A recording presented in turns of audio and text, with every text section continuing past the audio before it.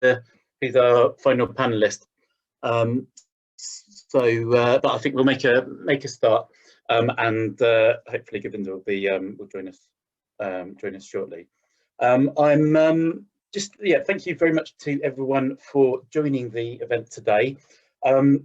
This is the second in our What Works series, which is a series of kind of webinars we're aiming to do roughly one a month, on the basis of it's as an effort to look at local level solutions that can help in the fight against the far right and the fight against kind of hostile, anti-inclusive, divisive narratives at the local level. The first of the sessions was at the end of January, and it looked explicitly at the issue of the far right. And then the second of them is, this is the second of the sessions. What we really wanted to look at today is at the theme of place identity and place narrative. Because one of the things that came out really clearly from that first session was the role of far right attentions, both in bringing down the reputation of an area and creating kind of sort of reducing an area's confidence in itself, but also of the ability of strong narratives about place to create more confidence in the community, more kind of resilience against those divisive voices. So just to give people a sense, we're recording this session just so everybody is aware of that. And the session will be an hour and a half long, so we'll end at about 12:30. We're going to write up some notes about the session, just kind of some of the key points that have emerged, and circulate those afterwards. And we're also going to we'll put the recording on Facebook and online, so other people will be able to view it afterwards who haven't been able to come along today. We've got just to give a tiny bit of context for all of this. The context for this series of webinars is the Hopeful Towns project, which is a project specifically around smaller places and the kind of far right, because we kind of noticed that often these narratives were most pronounced in smaller, often more deprived town communities, which had seen significant economic decline or other factors like this. And this is part of a set of things we're aiming to do to look at, practical local steps that can be used to address this. We've got a number of speakers today. We've got 5 speakers in total, so quite a big selection. So everyone's going to talk for I think about 10 to 12 minutes, and I'll send kind of a quick prompt when it's nearly towards the end, if that's okay. We've got quite a lot to fit in, but we've got a really fantastic selection of speakers. We've got ranging from very big place identity, place narrative initiatives, right through to much more localized grassroots things that are going on. So it'll be a really interesting conversation, I think, about how identity at the local level a positive identity at the local level can be a really strong in improving resilience. The speakers we've got today is Councillor Joy Allen, who's the Mayor of Bishop Auckland and Cabinet Member in Durham County Council for Transformation, Culture and Tourism. We've got Pippa Coots, Policy and Development Manager from Carnegie UK Trust. Govinda Sander, who's the CEO of Kent Equality Cohesion Council and Artistic Director at Cohesion Plus. Kaylee Roussel, the founder and spokesperson for Sheppey is Ours. And Ellen Keeley from Liverpool City Council, who's been working on the Our Liverpool campaign there. So without further ado, I'm going to hand over to Councillor Joy Allen, who's going to talk first, and yeah, really interesting to hear what will come up first. And if it's all right, I'll pick up, Joy, when you finish and just introduce the next speaker. That's lovely. Yeah, over to you. Am I okay to share my screen? Have I got permissions?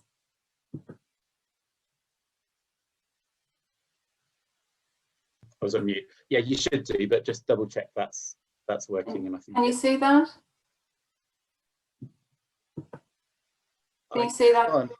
No, I can't yet. But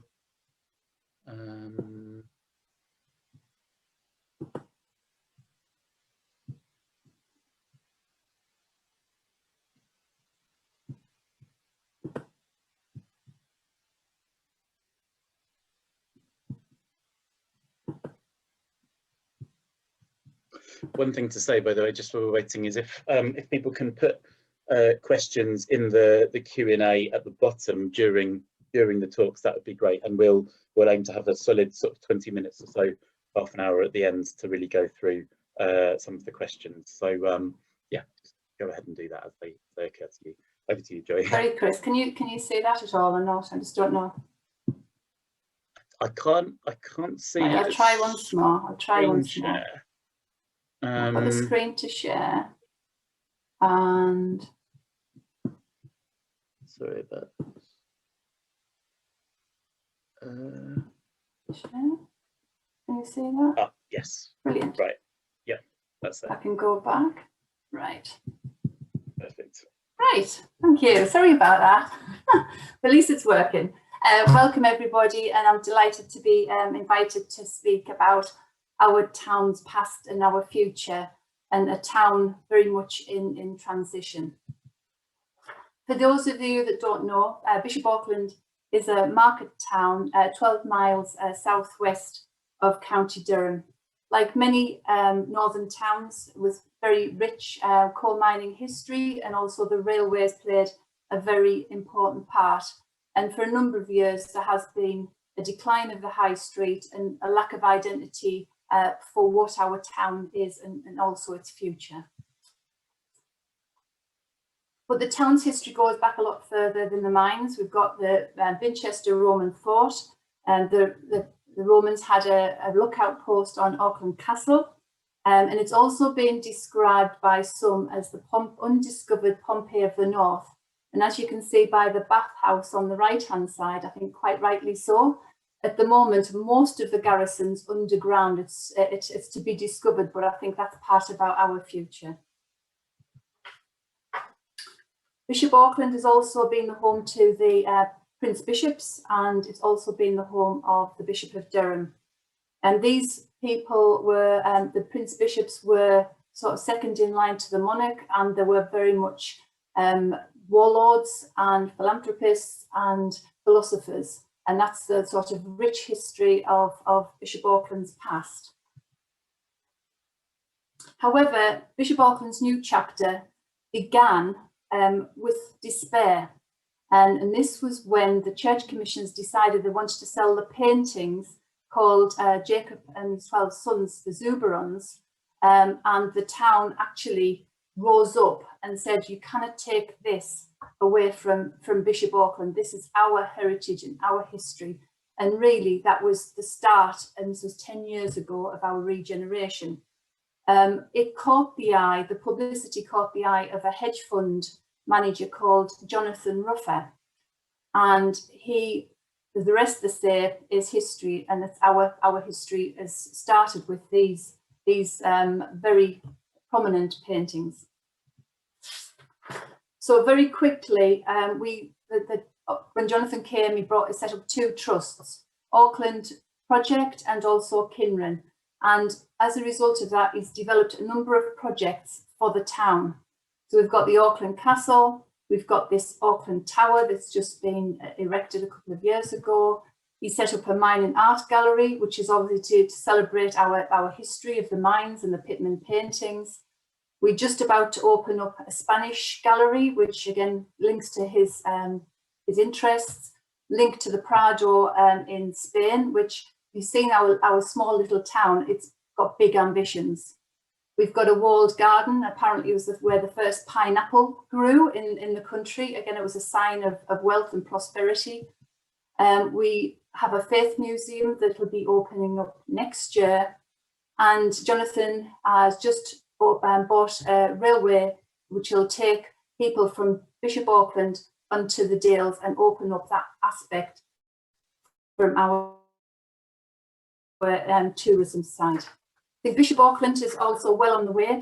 Tourism is going to be our future, and businesses and volunteers come together to be trained in customer training, good satisfaction, and they got, I think we're the first outside of Liverpool that was designated World Host Destination. And I think that just so shows the passion in the town to do something from the decline to look positively to the future. We've also we've invested, the County Council's invested in 1.5 million into Bishop Auckland Town Hall. And we just, Boxing Day, received and got £19.9 million from the Stronger High Streets Fund. And we've just submitted a bid for £46.8 million for the Stronger Towns Fund. So around £200 million being invested in the future of our town. However, not everybody is happy, as we know. Sometimes no matter how much it is, you've got glass half full people, and you've got half empty. So we have those challenges within this town. So all this good news still has challenges as well. I think one of the key things with a lot of towns is capitalising on the community and getting the community to come together. And the Bishop Auckland is really excelling in the development of volunteers. Now, some of our knockers and some of the haters might say, well, Jonathan Ruffert is a hedge fund and it's getting staff on the cheap, but that is not what people are doing it for. They're coming together for the town. An example of this is the Kinren show. When we were recruiting we wanted 1,000 volunteers, and if you knew the town, you know, although when 2015, nobody in the right mind would have said you're going to get 1,000 people from the community coming together to volunteer with no experience for this show. And at the same time, the far right did a march. There was 30 of them came to the town. I think it was to put people off signing up to become volunteers. However, again, the town came together, and I think they booed them out of town. And as a result, the people still came. The people came, they signed up.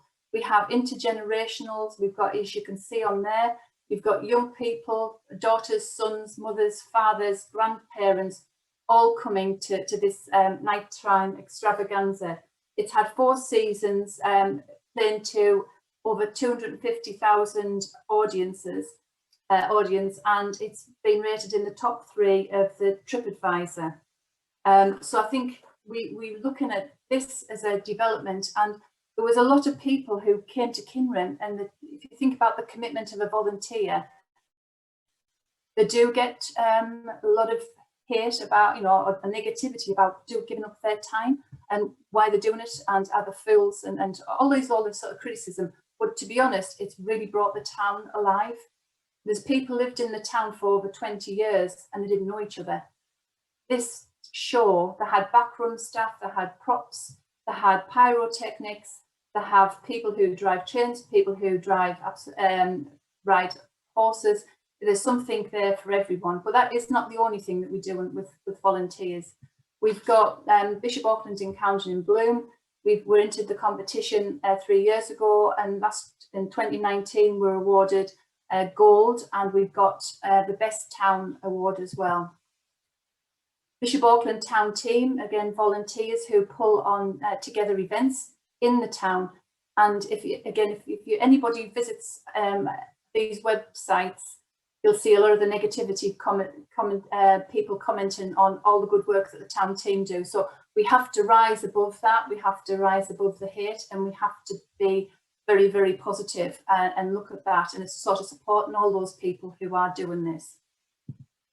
The town ambassadors, again, volunteers have come together to support the businesses in the town. This came after a lot of people posted very negative things on the town about it's in decline, everything's shut, it's dirty, there's no businesses in, it's a ghost town.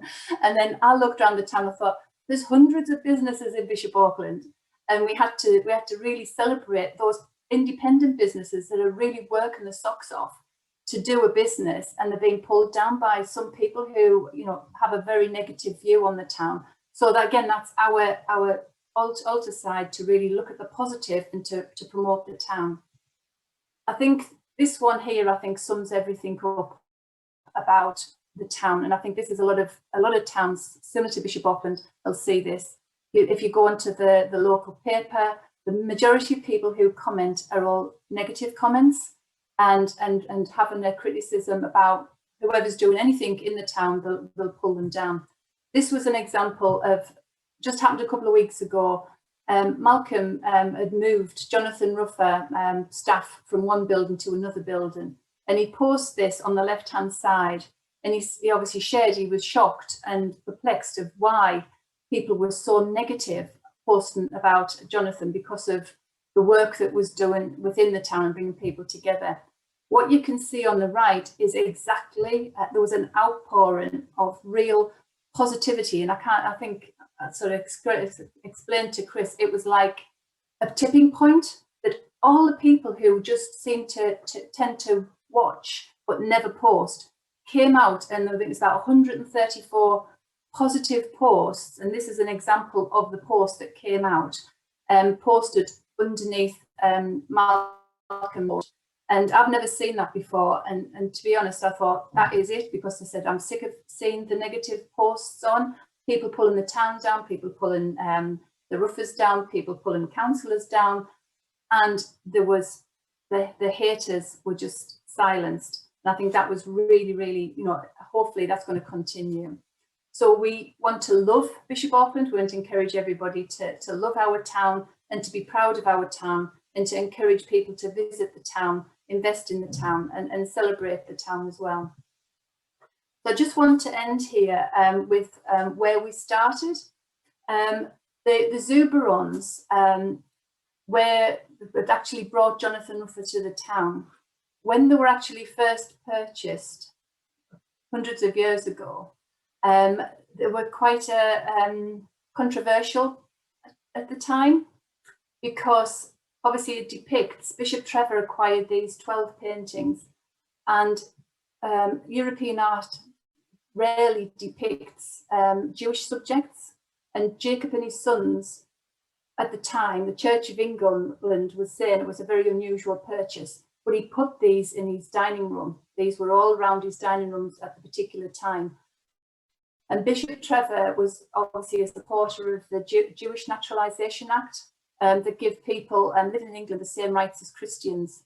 And the paintings have been considered symbols of religious tolerance.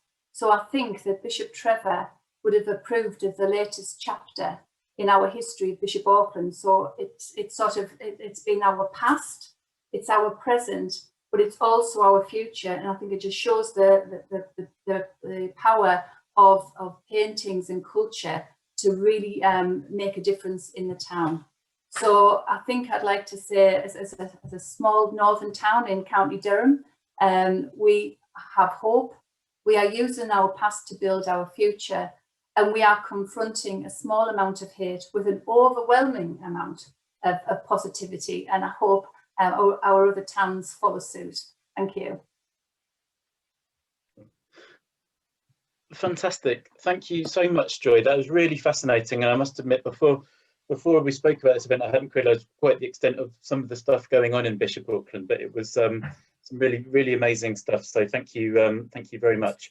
I'm going to pass straight on to our second speaker, which is Pippa Coots from the Carnegie UK Trust, who've done a lot of work in the past on town identities, town narratives, and just interested to hear some of the kind of learnings that you've come across. Thanks very much. Thank you, and thank you, Joy. That was just fantastic. I loved hearing your story about the past and the present and the future. And I'm going to talk about some of the qualitative research that Carnegie UK Trust has been doing into towns across the UK. And I really hope that what I'm saying is just going to corroborate to what Joy has said. You know, I think her example of what they're doing in Bishop Auckland is very similar to some of the findings we have had from both international and across the UK research. So I'm just going to quickly share my screen too.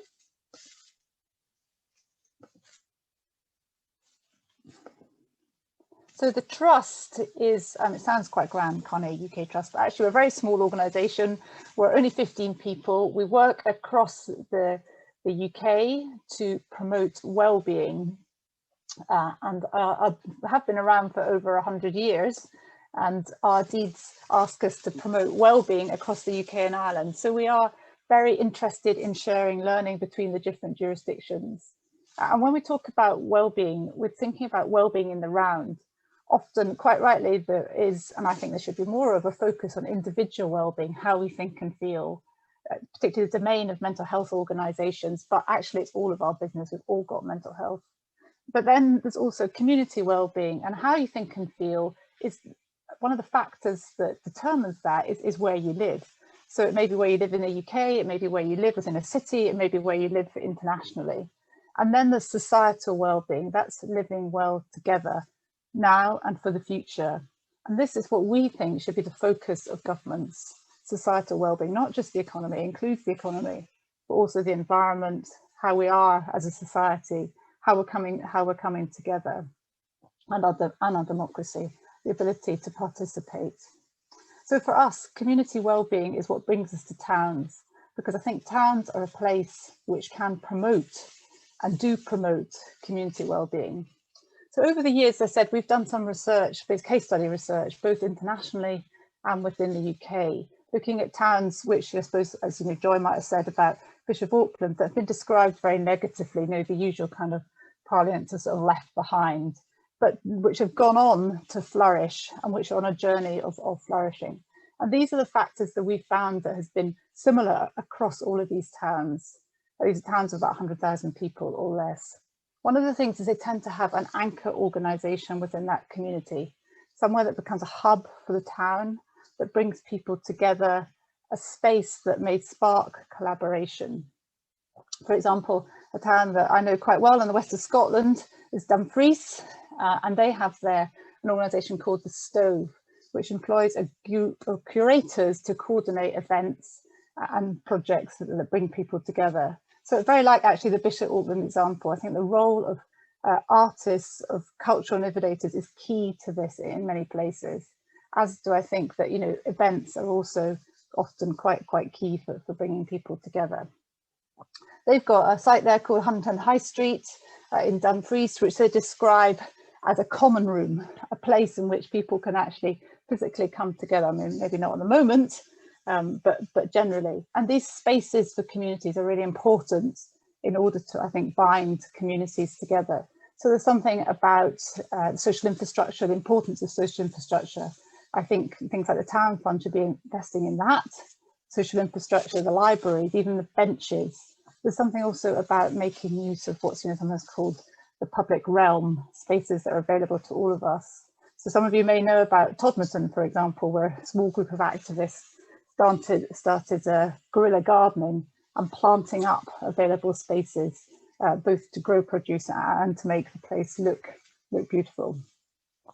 And then I think something that's been key for all of these different towns is really embracing the idea they need to do something new.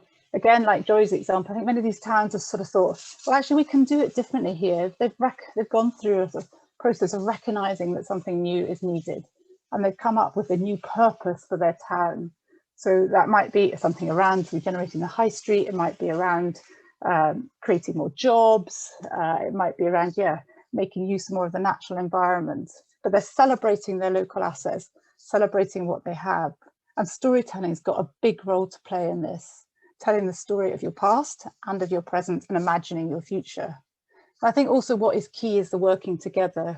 So the community working with, you know, many different actors, entrepreneurs, business in the community, working with the public sector. So we have in the UK, it doesn't matter where you live, very siloed public sector, siloed way of delivering services. And I think we need to go beyond that to co-produce, to use the parliaments.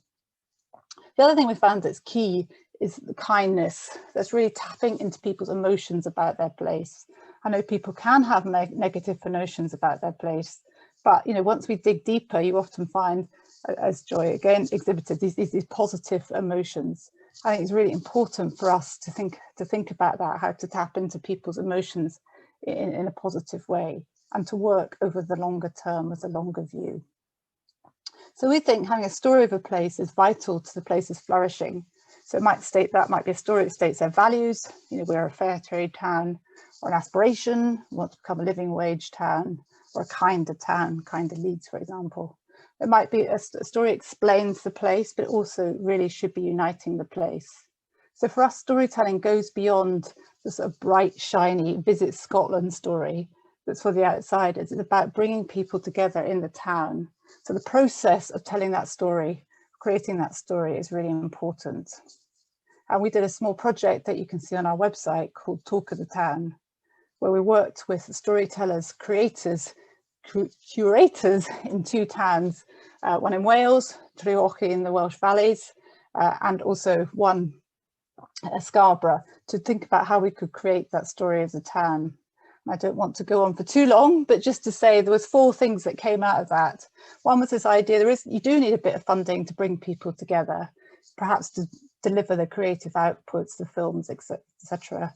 You need some time, and I think this is vital. You can't turn around a place instantly. Bringing people together, as you know, requires time. It's an iterative process of real engagement that goes beyond just consultation. Trust is super key. The willingness to co-produce together, to share power. So for public sector organisations and others to share power with the community. And also you need thought, a diversity of thought, so including different streets, different spaces, different sectors. And I think what is key to here is to make sure we have an intergenerational approach that makes sure the story doesn't just live in the past and isn't entirely owned by the present, but takes into account the needs and the aspirations of future generations. So I'll leave it at that. Thank you very much. Here's some further information if you'd like to dig deeper. Cool. That's absolutely fascinating, Pippa. Thank you so much for that. And just to say, we'll be sharing these slides afterwards as well, so those links, people will be able to get hold of them afterwards. But that's really interesting, and I think that a lot of the core principles that you're describing, it's really interesting to take a step back and look at what those, you know, what that list of 5 or 6 things on the second slide that you showed, that are almost some of those core ingredients that run across these really quite diverse projects in places. So yeah, thanks very much, and yeah, really appreciate it. I'm going to move on to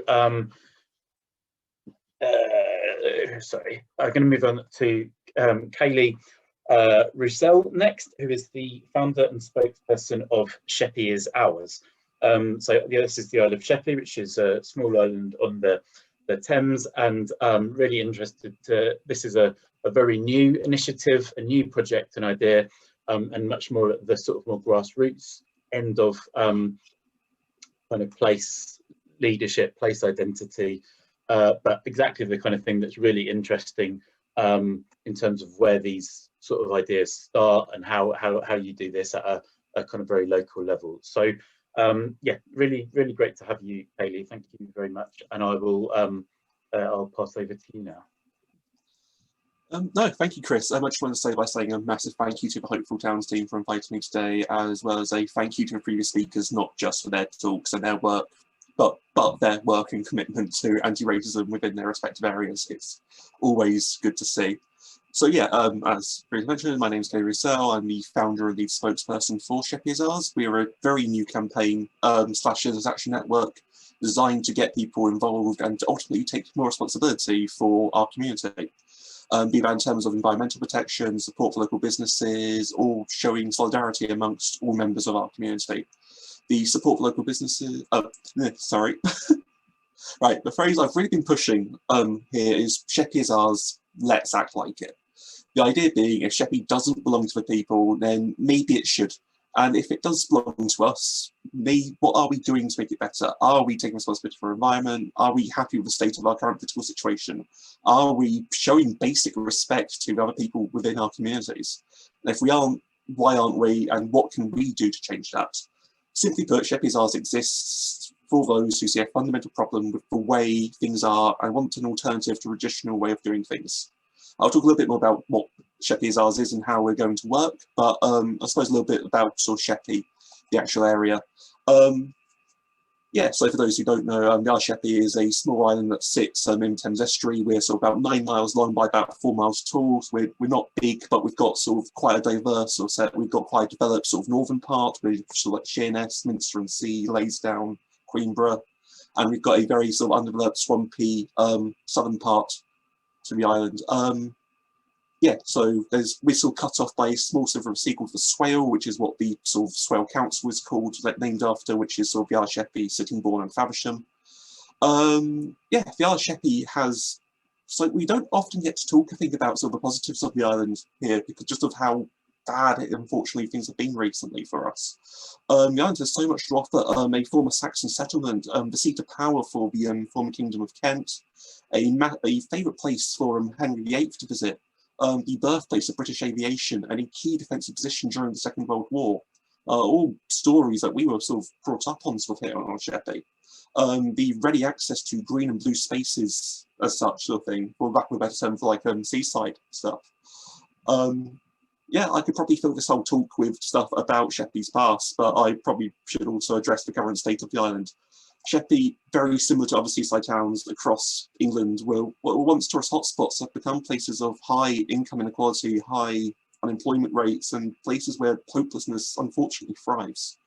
Time just really has not been kind to our island. The post-war decline of Britain is highly evident in Sheppey, as is the global impending climate collapse. These and many other factors lead to a Sheppey that no longer hopes for better. The island now struggles, as does most of Kent's coasts, with an increase in racism, anti-immigrant sentiments, COVID conspiracy theories, and a considerable distrust towards Britain's democratic structures and sort of the mainstream liberal politics as such. Yeah, so however, more recently, I've noticed a real appetite for change, more people wanting to see a better Sheppey, and Sheppey as ours hopes to show Sheppey's residents that a better Sheppey is possible, but we can only do it together. Going through the report, actually, at sort of this talks are based around the understanding community resilience in our towns, and Hope Not Hate highlighted both Sheerness and Minster-on-Sea as examples of sort of areas that are in desperate need for change. So, for example, in Sheerness, we meet all the criteria for the competition for resources cluster, which showed a economic pressure on infrastructure, the authoritarian footprint cluster for pre-existing organisational foundations of the far right and populist radical right, and the coastal challenges where sort of these declines within sort of coasts are highly evident. Yeah, so, and again with Minster-on-Sea, again we sort of have the traditional demographics, the competition resources, fewer cultural opportunities, and Minster-on-Sea is very much sort of unconnected. They used to at one point on the Isle of Sheppey, we used to have a light railway that goes through the entire island, and that was scrapped in the 1950s due to the company who owned it deciding it was unprofitable. So again, it's sort of bringing these narratives back, and I suppose I may as well mention like the villages on Sheppey, such as Queenborough, Rushington, Halfway, Eastchurch, Warden Bay and Sheerness, all these communities have these exact same problems. There is a lot for us to be focusing on doing and trying to do stuff around rebuilding what we have. I've talked a lot about the problems we have, but I hope I'm getting across that we have many challenges. But sort of, I'm hoping this is why I founded Sheppey as ours, is to come up with something new. So as I say, sort of, Sheppey as ours is designed to bring local communities together. So much to we have so much to offer, I think, here on the island, and we get such a bad name for sort of some of the more recent sort of things on the Isle of Sheppey. We plan on doing things by basically acting almost as like a hub for national campaigns. We're working with the Alternative UK and Green New Deal and their Build Back Better campaign. We've been working with the Make Votes Matter, Democracy in Europe movement, and of course more recently Hopeful Towns. We're also currently in talks with the Commonwealth Think Tank, Compass Think Tank, the Kent Foundation, which is a local group that aims to support young people starting their own businesses. We've also been in talk with Swale Pride, Swale Friends of the Earth, another group called Simply Sheppey, who are building connections between local businesses. And we're also sort of in talks with a few local councillors and the Kent Community Rail campaign, which is trying to get more people to use railways. While we're still very much in the early stages, we've got so many sort of like groups wanting to support us. My main challenge, I think, now is getting local people on board, as sort of as Joy and Pip are sort of highlighted, I think, sort of around sort of the fact that you do get a lot of backlash for these sort of campaigns. But which is why I'm trying to sort of build a really big, strong alliance of people to sort of help me where they can. And yeah, so basically all of these are sort of based on ideas that have worked elsewhere. For example, the name Sheppy is Ours, I kind of nicked that from a campaign in Croatia called Zagreb is Ours, and with an alliance with the We Can party there, and they have a seat in the Croatian Parliament now. The Alternative UK is a major part of inspiring me to start Sheppy is Ours, and they're based off of the Danish political party called The Alternative. At the last general election there, they got 3% of the vote and 5 seats in their parliament. The work we do with Make Votes Matter for proportional representation is based on evidence that PR systems have higher turnout rates and higher satisfaction with democracy overall. One of my main projects is a well-being mascot called Rami. I've sort of spent a bit of money sort of thing getting that made up, and that's based mostly off of the Japanese Yurakurai characters and sort of the mascot culture they have there. Yeah, and sort of like looking at the reports on some of the ideas that have come from that, the Hopeful Towns report, be working alongside Screen and Guild to try and bring as much of that in as possible. By doing this, I'm hoping I can show that there is a better for Sheppy. There is a way out of sort of the current state we're in and a way forward for us. Right, yeah, so yeah, the story of Sheppy. That's where I am in my little. I do apologise by doing this. I'm hoping to ensure that Sheppy can once again start hoping for better. I'm hoping that we can repeat the successes of other movements and put our own Sheppy spin on things. Despite using tried and tested methods, there will always be challenges. The problem with hatred is that it is a much easier feeling, I think, for people to engulf themselves in. Hatred for others exists within all spaces in UK politics, even in the British left and other socially progressive spaces. Hatred towards those who exist in a way that is different from the norm. Yeah, it's always going to be there, and it tears away at the soul of everything these groups supposedly stand for, and we want to try and be different from that. So approaching people who have spent their whole lives being told that their problems are caused by people who are different from themselves is going to be difficult. But it's something that is necessary for us to move on and to build something better for everyone. Yeah, so I think sort of we just need maybe like a reboot of the story of Sheppy. For instead of Sheppy was a key defensive position against the Germans, Sheppy was a key defensive position against fascists who sought to undermine our democracy. Things like that are just sort of ways that we can remind people that racism is bad. Like, it should be obvious, but sort of these are ideas that. But I'm scared that people in Sheppy are getting to a point where. Okay, no, that's okay, Chris. I'm near at the end as well, but I'm scared that people in Sheppy are getting to a point where their desperation for change is enough to see them turn on their fellow human beings. Clear ways through to something better, bringing back some of the good about Sheppy that we lost in the past sort of thing, like the reinvestment in a better public transport system, I think could just connect our communities more and have us actually access, once again, like the beautiful environments we have on Sheppy. But I'm also looking towards the future, a local identity to be proud of, a Sheppy, for lack of a better term, is ours, to bring it full circle. I don't think I've got too much more to add. I hope I've got sort of across sort of some of the ideas, some of the things, some of the challenges Sheppy has, some of the things we want to do by working with sort of national campaigns and working sort of cross-promotionally across sort of many different factors that sort of do harm Sheppy, the sort of lack of environmental protections, the mass sort of lack of trust towards those who are different here. And yeah, I'm hoping that we can, yes, there's my site there. I just noticed some Rosie put in. Yeah, I think that's everything. I do apologise for being a bit rambling, a little bit all over the place. I'm not used to doing these kind of things. I say very new to this. But no, again, thank you for having me, and I'll pass back over to Chris. That was absolutely great. Thank you so much, Kaylee. And yeah, not rambly at all. I mean, I think it was, I personally found it really quite kind of inspiring that this sort of stuff is going on, and at the local grassroots level, it sounds like a really, really positive project. And when we were writing the Hopeful Towns Index, one of the things that was quite striking was the kind of pockets of deprivation that you find along the Thames, and in some of those kind of areas which, because they're in the southeast, it's sometimes quite masked. But a lot of those challenges are you know, are quite pronounced in some of these areas. And so I think it's really a really fascinating and an important project, and I look forward to kind of watching it, you know, watching it as it grows and develops, because it seems like it's a brilliant idea. I'm now going to move on to Govinda Sanda, who is our fourth speaker. Govinda is the CEO of Kent Equality Cohesion Council and Artistic Director of Cohesion Plus, and primarily works in the Gravesend and Northfleet areas, relatively near to Sheppey, actually just on the same Kent coastline, or same Thames Kent coastline.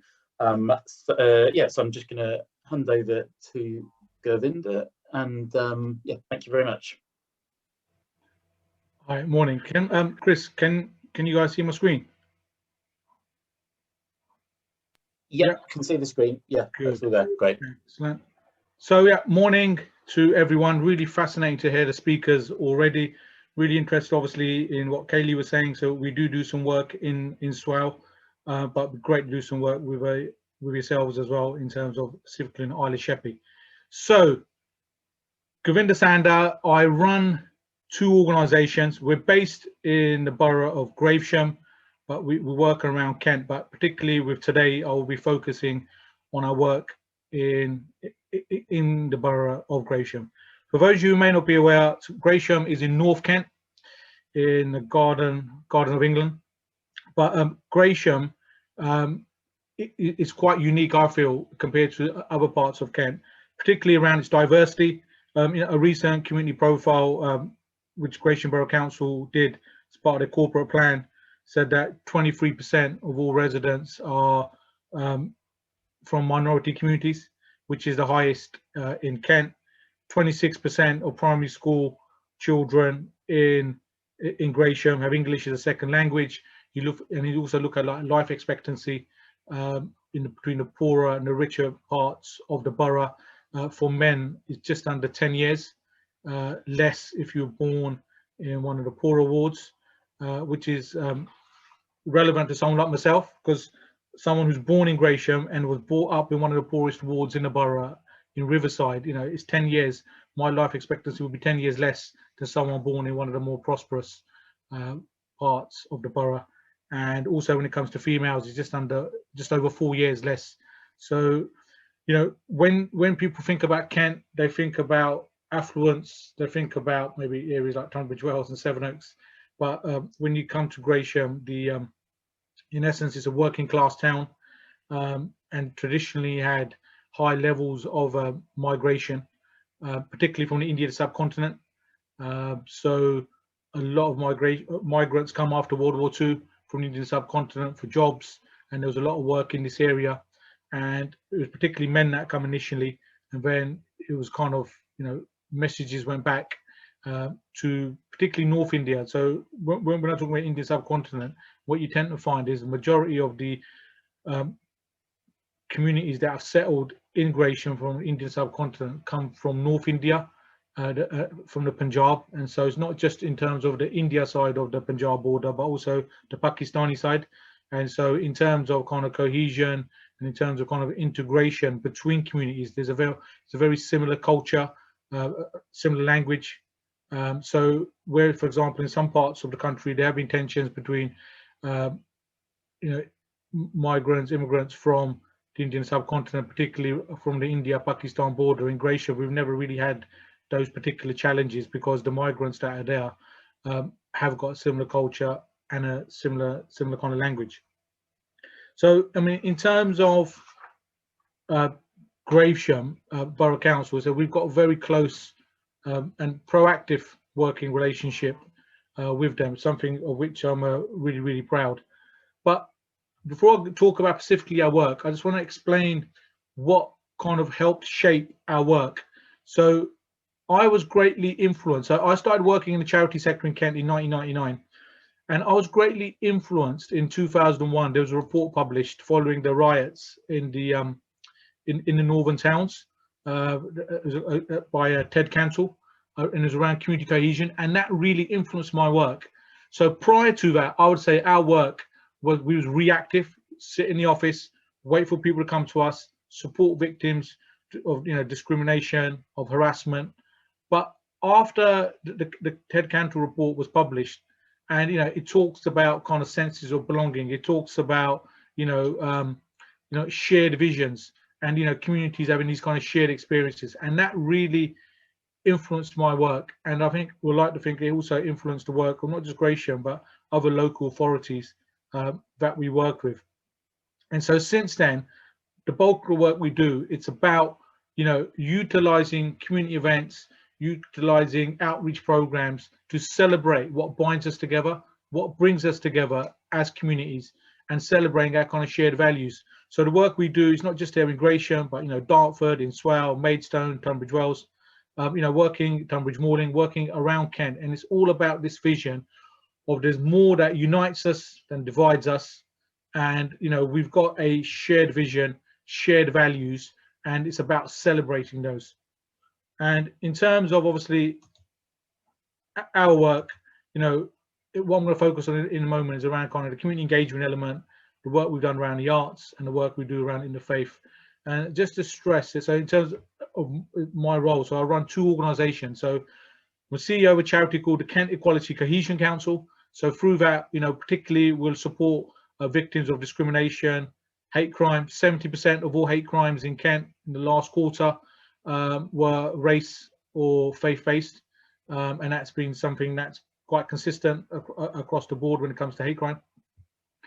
And we also, I run an arts organisation called Cohesion Plus, and in essence they're balancing each other out. So we're using the arts, kind of high profile stuff to bring communities together, whereas the Equality Council does more of the kind of behind the scenes work, be it around work with local authorities, be it working with the police, or supporting victims directly.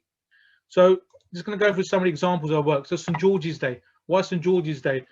Son of immigrants growing up, particularly in the 70s and early 80s, regular, get racially abused every time you're going into town. You get racially abused by neighbours, be it school, parents get shouted at. So, I was quite, aware of the kind of hostile kind of environment there was when we were growing up.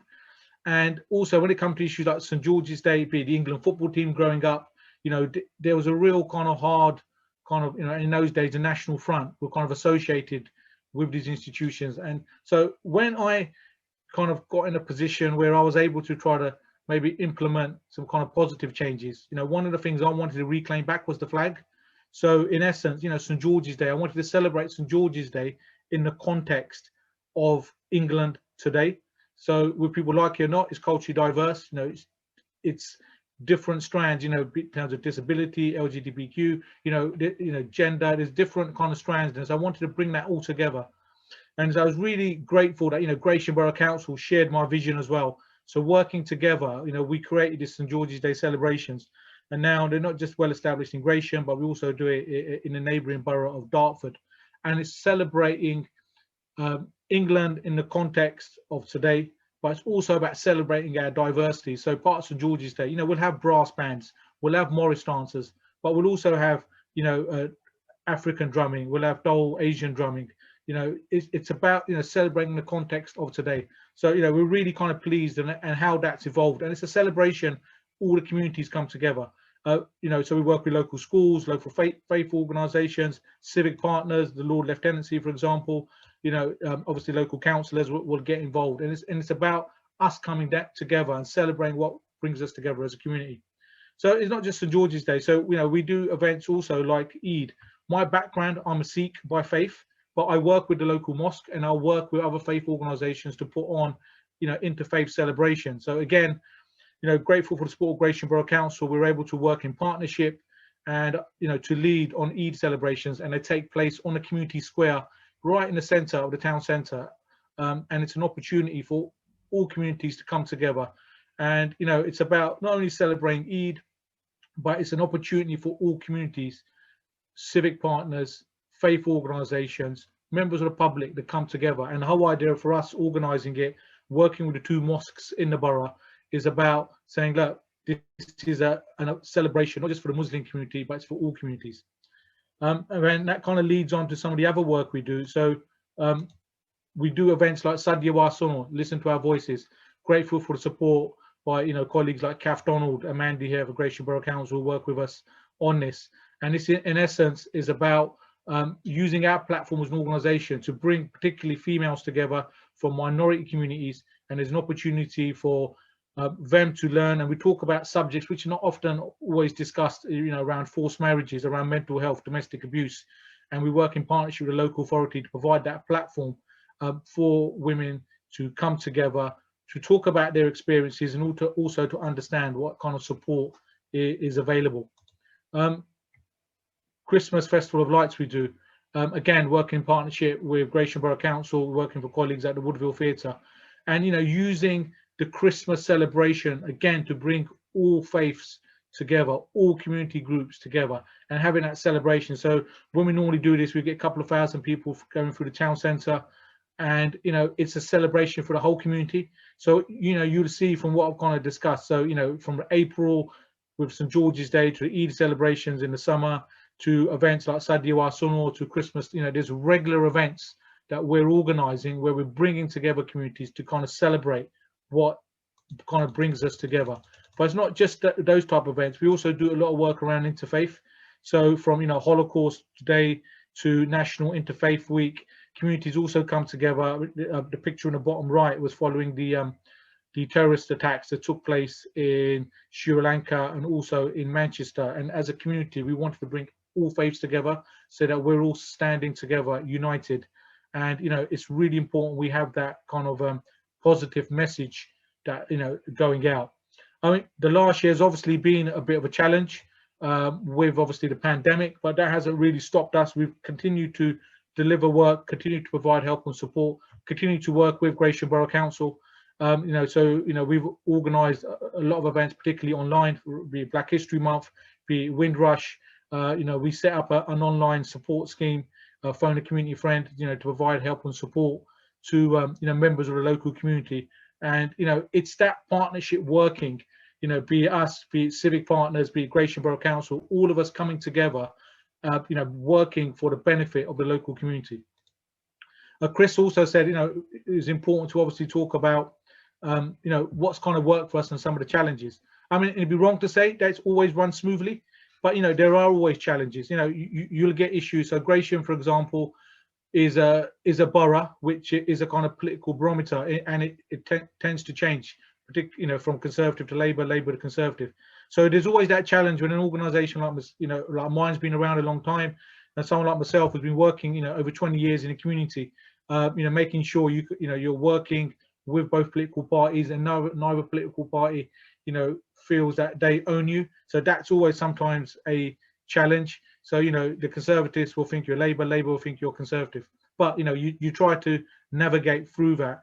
And I do think that's a particular challenge for organisations like ours who kind of work in the local community. You build relationships up, and making sure that you're seen as that honest broker does bring those challenges.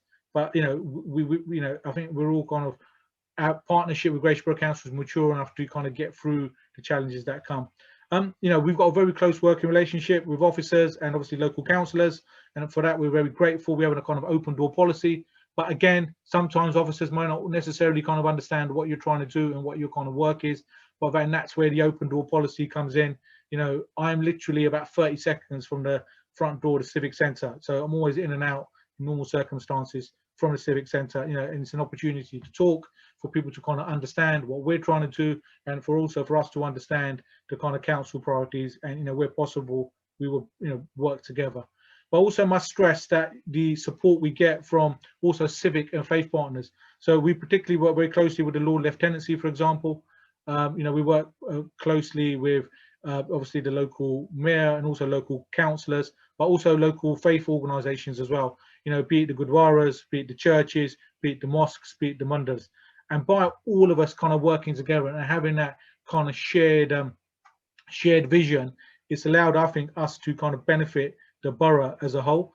And you'll find, even though we're just 30 miles outside London, and there are some areas in Kent where the far right have particularly made some kind of progress, they haven't really made any traction in Gratian. And I think a lot of that is due to the strong partnership between the borough council, organisations like ours, faith communities, and kind of civic partners.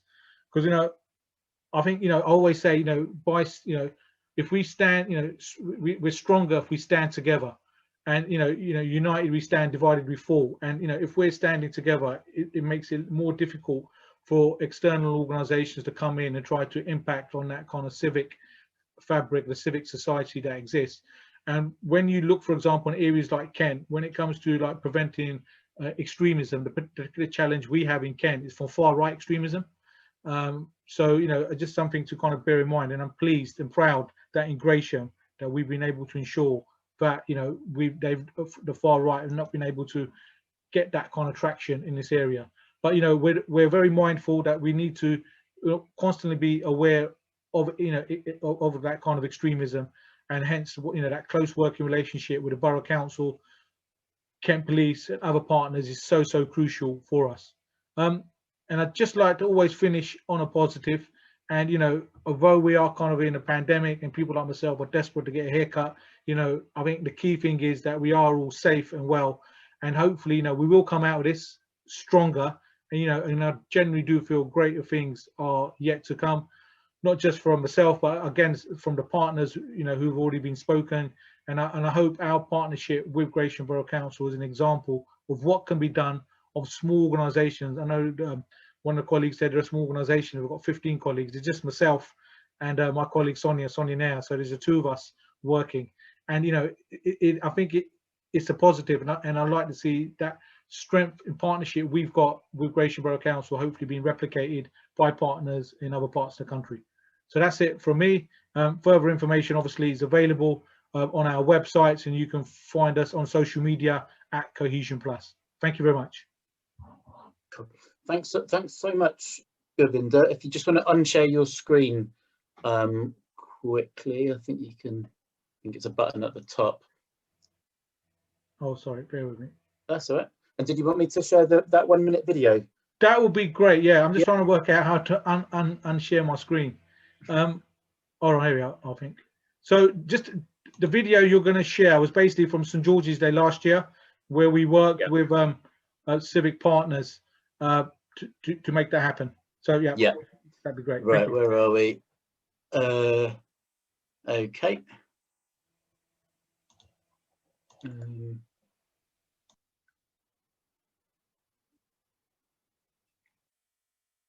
Sorry, I'm going to share my own screen now, and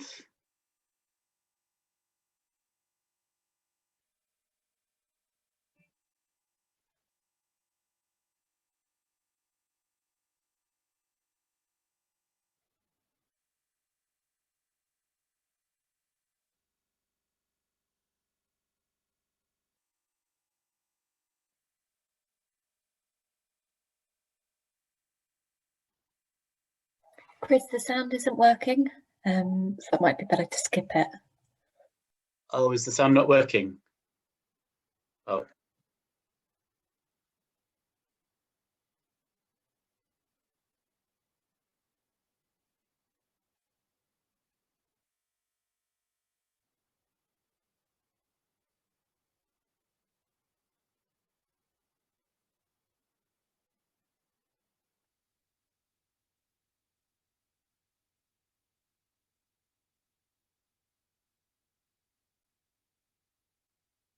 Great. Cool. Sorry if the sound wasn't working on that, but it was. Hopefully, people got the sense of it, and I think it was exactly that kind of thing about positive, inclusive messages being really important for a place. Thank you very much, Govinda. That was really fascinating, and gave you a real sense of the kind of practical possibilities of this stuff. The final person we're going to hear from today is Ellen Keeley from Liverpool City Council, who runs or works on the Our Liverpool campaign there. We're just going to hear some of her thoughts about and experiences about the kind of place dimension of their project. So over to you, Ellen. Can you see my PowerPoint? Yes, yeah, maybe maximize it. Let's see. Is that better? Yeah, that's perfect. Right. Sorry, everyone. I don't have a camera, but hopefully with the PowerPoint it will still be clear. So yeah, I've just come to kind of talk a little bit about our Liverpool programme, which is a migration programme run by Liverpool City Council. It was started in 2019 and it started as a strategy. And it's a kind of 3-year strategy, so we've got till June 2022.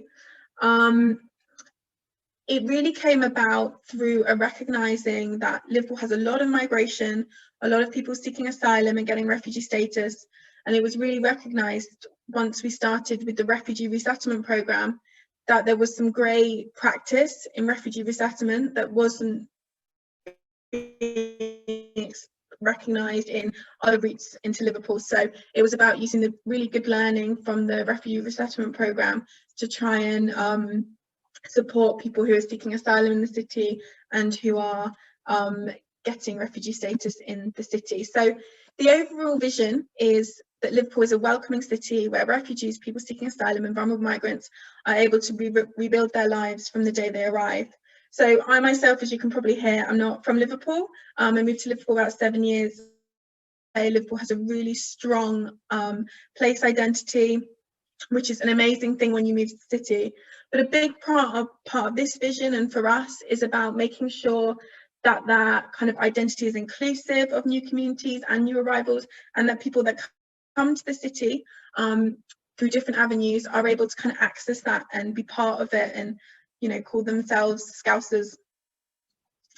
So our overarching aims, I've got that I can send them round, but really it's about allowing people to thrive in safe and welcoming and cohesive communities, ensuring that people, migrants, understand their rights, responsibilities and entitlements and are able to exercise them, that they are able to access well-coordinated services, and they have a say and are listened to when it comes to decision making.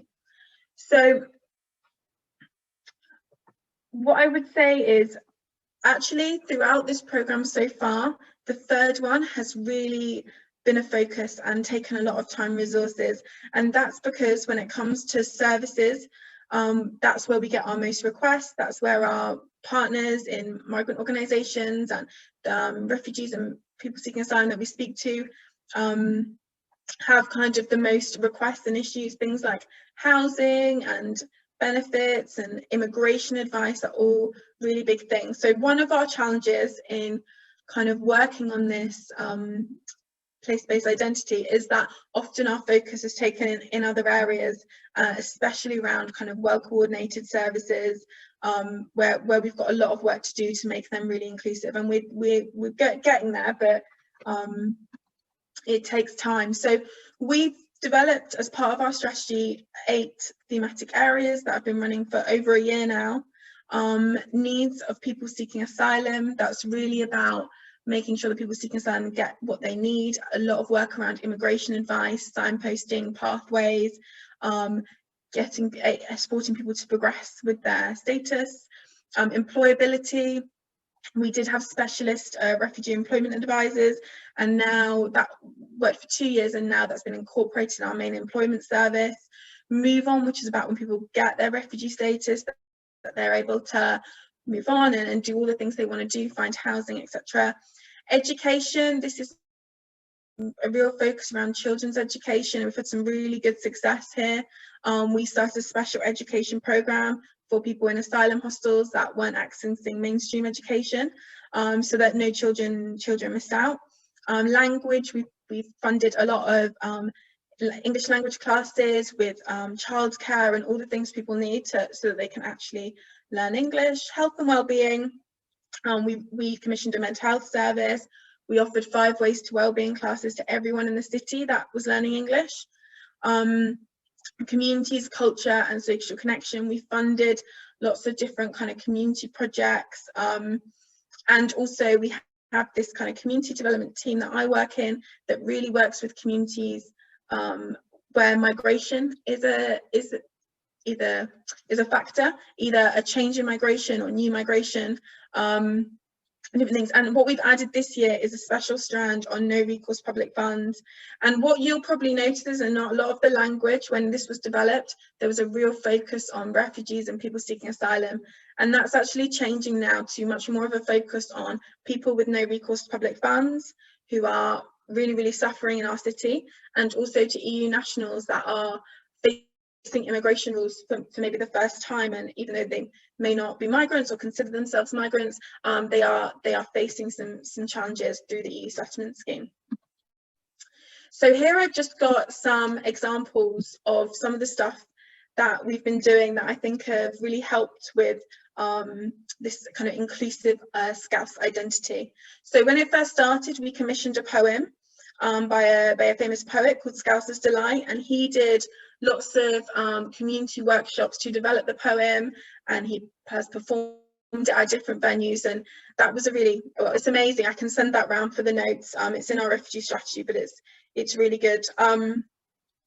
We funded art, sports, volunteering, cultural projects that really connect new arrivals and long-standing residents. A particularly special one has been around football, and some of the football clubs in Liverpool training migrants to be referees, and we've got a refugee women's team, and really good. We've done Scouse classes, which is very necessary if you're learning English in Liverpool, to have that extra Scouse classes, and that as well is a really good one because we've got long-standing residents to teach the Scouse. We've done a lot of work with children's centres, particularly around Scouse food days and diversity celebrations. Work with pensioners, talking about family history and their own links with migration. Community messages through ESOL, so we've created special ESOL packs about things like hate crime and things like recycling and waste management, so that people have the information they need to know their own rights and entitlements and also responsibilities in the city. We mainstreamed Refugee Week last year, which was a really good thing. We had some great artists creating stuff online, but we really pushed it out much to kind of long-standing residents, whereas before it had probably been run by kind of migrant charities and it had maybe not been seen by everyone. We've done a lot of work around hate crime. We have an Our Liverpool Facebook group, which you're all welcome to join. Just search Our Liverpool, and on that we have about 400 people. Anyone can join, but the real focus is pro-migration. We have lots of information in different languages, information about changes to the immigration rules and the asylum system. In our EUS communications, we've really tried to harness the phrase European Scousers, recognising that we're not now considering people, EU citizens in the city, as migrants. We know that they have lived here for a long time and their contributions are valid, so we try and use that language. Letters from the mayor. This is actually during COVID is the first time this happened, but we got the mayor to write to people seeking asylum, to write to EU citizens, and we've also been part of the Inclusive Cities Network, which is a bit like this really. It really helps us to develop our skills. What I would say is, I know I don't have long left, but I think some of the challenges we've had, so when I was picking this out, some of these things we've done out, these activities, one of the things that we find hard is that a lot of our work is about asking migrants or people new to the city, new arrivals, to change their behaviour or do new things, and we really want to actually change that and be about actually asking people that have lived here all their life to actually be open to change and be open to migration. And sometimes I think we just fall into a habit. My team are very closely linked with new arrivals in the city. We've all worked for charities before coming to the council, and it's very easy for us to put on groups and sessions and to do focus groups with new arrivals. It's much more difficult for us to engage the much bigger population of kind of the city. I think we've also had to balance between wanting to be really positive about migration on kind of the council's social media and externally, and also not wanting to fuel any kind of far-right sentiments or hate groups. And that has been a challenge. It's been a challenge all along. It's been a challenge during COVID. we don't want to say we're doing this great thing and then it being taken and changed and we get some kind of really negative feedback from it. So we're trying to find that balance, and that's something that I think we have got to learn. I think the kind of best projects here have been the ones where long-standing residents have been really included. The Scouse classes are a really good example of that, and it's about everyone having that identity. It doesn't matter if you've been before 1 week or 50 years. So we're definitely still at a learning stage and trying to move from the kind of almost crisis and focus on kind of inclusive services and, you know, whether people get offered interpreters, trying to move forward from that onto more work around creating this kind of identity that's inclusive of new arrivals. So yeah, in the learning part, I think that's probably everything. Great, that's fantastic. Thank you so much, Ellen, for all of that. And it's really interesting, and I think we've got a real range of things here, from a very, very big local authority like Liverpool down to kind of much more localized projects. But it's interesting to hear as well about some of the challenges that can, you know, in getting some of these messages across to a large population, and in fostering that kind of engagement. We've had a number of interesting questions here. So the first one was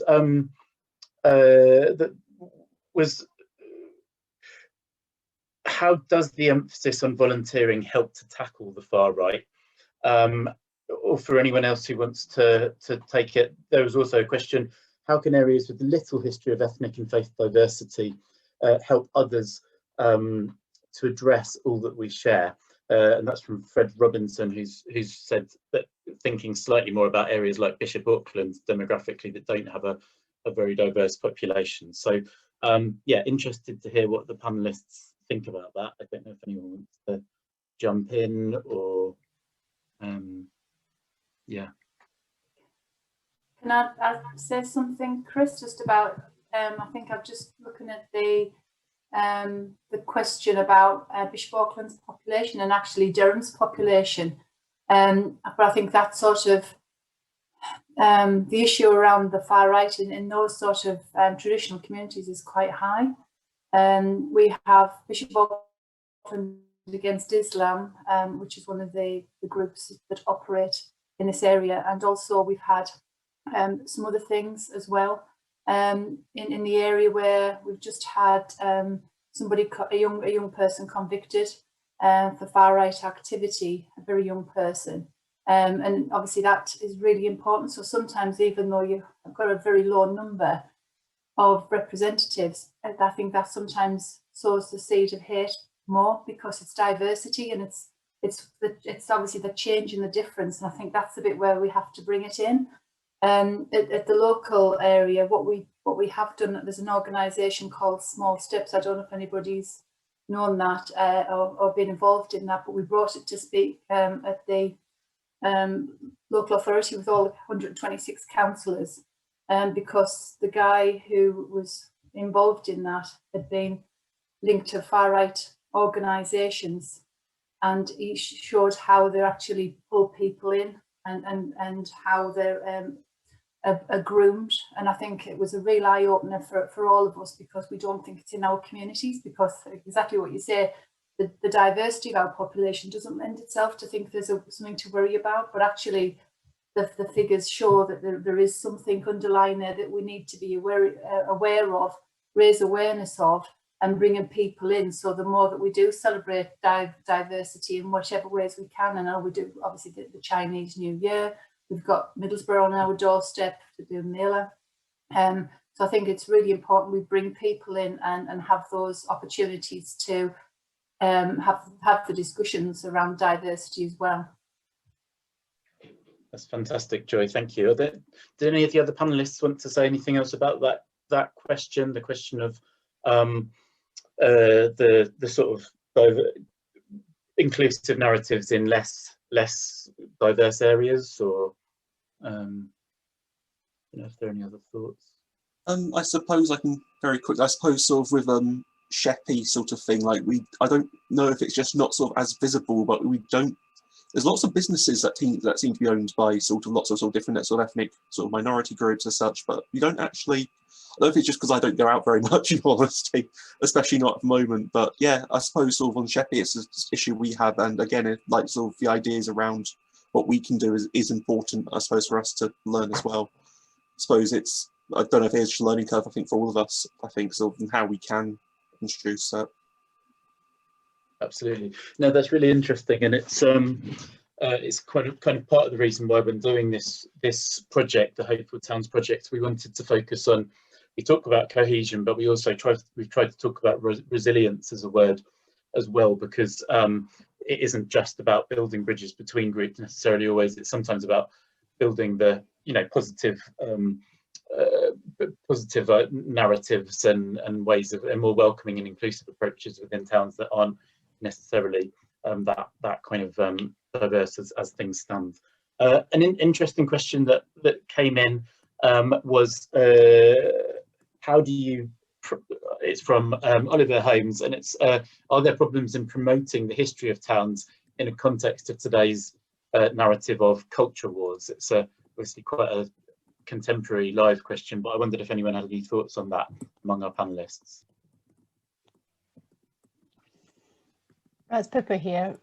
I suppose from a research background, I think people have to go through the process at least to reflecting on the history. If I think of the work that we did around storytelling with Treorchy in Wales, a bit like the Bishop Auckland story, it's famous because it's a Welsh mining town, but before that it was a place actually of immigration itself, where the Irish and the Scots came. I think going through the history is kind of important for going to the future. And I do think, again, Treorchy, the young people there from schools, I mean, they hadn't even been alive when the mines were there. It meant nothing to them, really. I guess it means something to them because the way the house is designed, because the mines were there, and the way the clubs and the singing and the rest of it. But it's not the same. So I think there is something so much about this intergenerational aspect that's so important. And obviously, when we're talking about telling stories, it's about the diversity of stories. So yes, it's not just one person's history. I mean, as we all know, feminists have been arguing for a long time that history has been very male dominated anyway. So there's so many, it's this general principle about trying to include more voices, whether that's in policy making or whether that's in telling stories.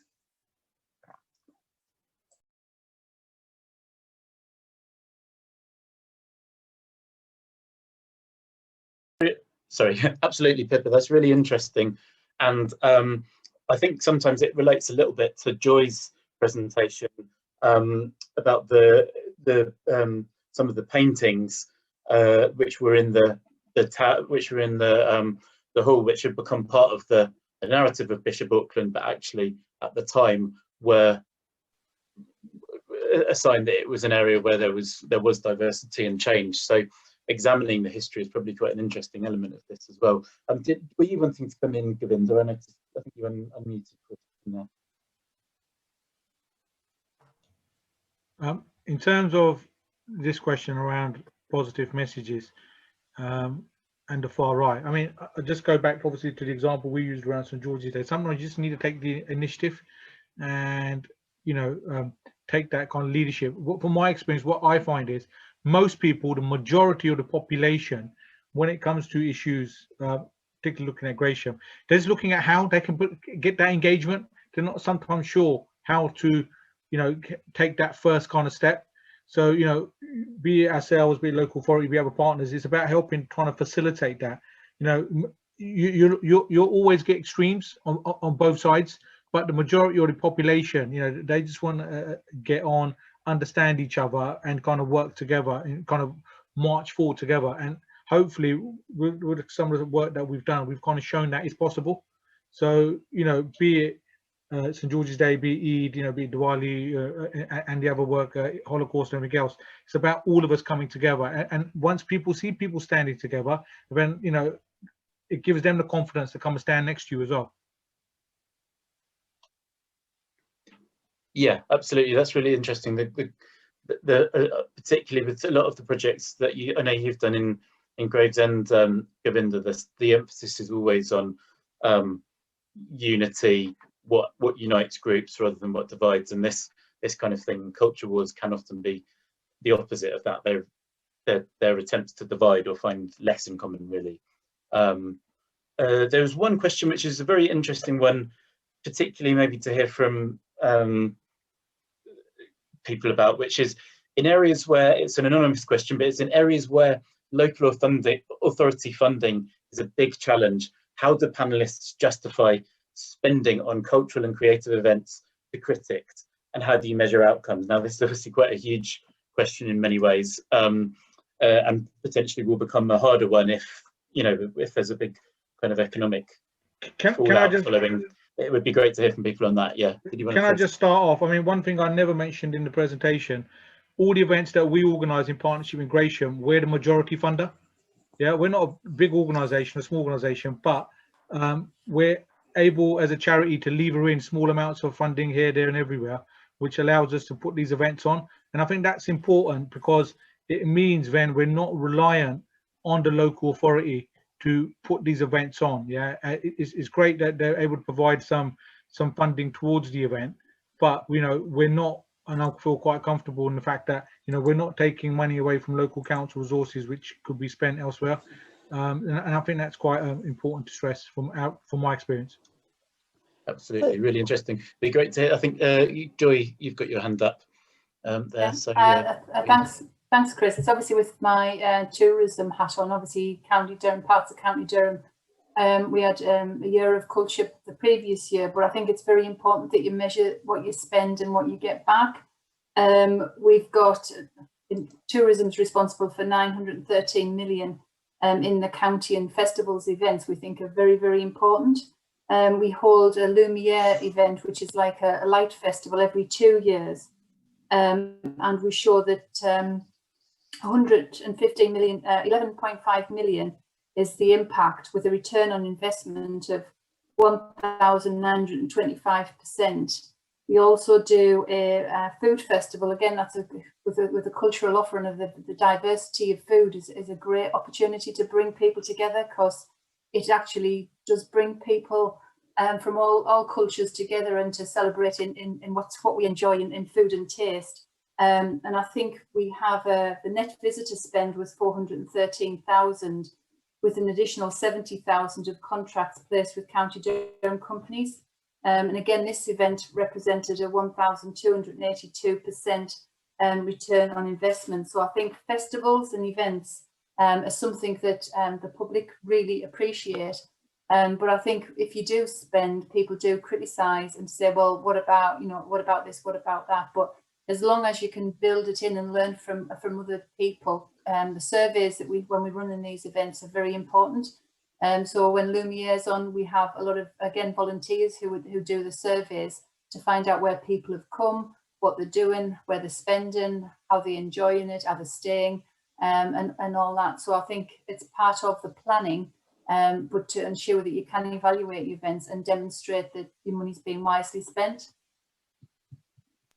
Absolutely, that's really interesting. The emphasis on making the case for it is, I think, a very important one. But yeah, there is always this worry that it becomes a sort of a soft cut or that kind of thing, and emphasising the real value that this stuff brings is really important, I think. Pippa, did you want to say something about this as well? Yeah, it's a good question. It was a joy to hear Joy, but this makes me cross. I mean, all of you here have given fantastic examples of why culture and artistic endeavour is so important.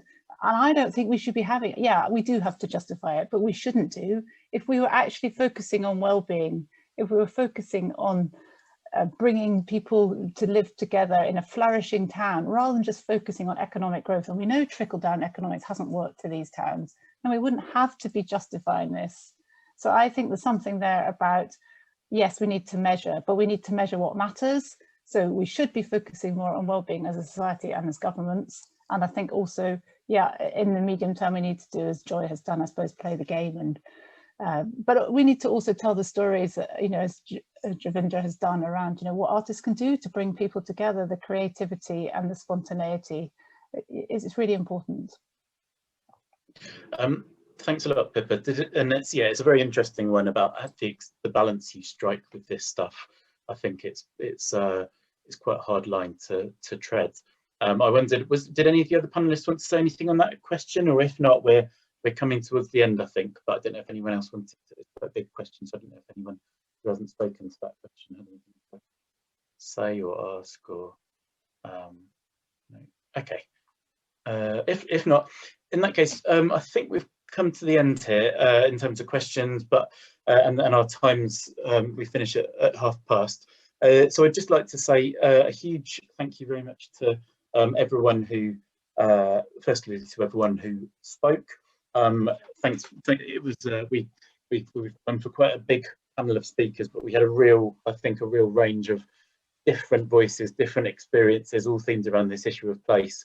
But very broad and very interesting. And thank you to all the speakers for kind of letting us cram it in a little bit and delivering these really short, punchy presentations, which certainly made me think a lot about what's going on. Like I said at the start, we will circulate after this several of the kind of key resources. It will probably be early next week, I think, that we circulate the slides and things like that. But we'll also write up some notes that kind of bring out some of the top key themes. If the presenters who haven't sent their presentations were able to email them over, that would be fantastic. And I'd also like to say just a big thanks to all the participants who came along. I think it's really great to see that there's seems to be a lot of interest in this stuff, and I think it's, as the year moves on and there is this, things start to open up again, these questions are going to become more and more important. One thing to put in your calendar is March the 18th is when we're doing our next one of the events, so exactly a month from now, at the same time, Thursday, March the 18th. It's going to be around the theme of kind of arts things and some of the stuff we've already talked about the arts, but also focusing slightly more on the role of culture in this stuff, and then we'll be doing some stuff in the spring and summer, focusing a little bit more on the economic elements of tackling the far right and how to tackle narratives of scarcity and things like that. But yeah, please do put March the 18th in your calendars, and we will circulate more information once we have it about the kind of the details for the event. Yeah, please encourage others working in this field, whether in local government or the third sector or the private sector or wherever, to sign up to the town's leadership network and to come along to future events. So I think that's I don't know if I've missed anything, but if not, I think that's everything. So just a really big thanks again to our speakers, and thank you to everyone who came along today. It was really fantastic to hear from people.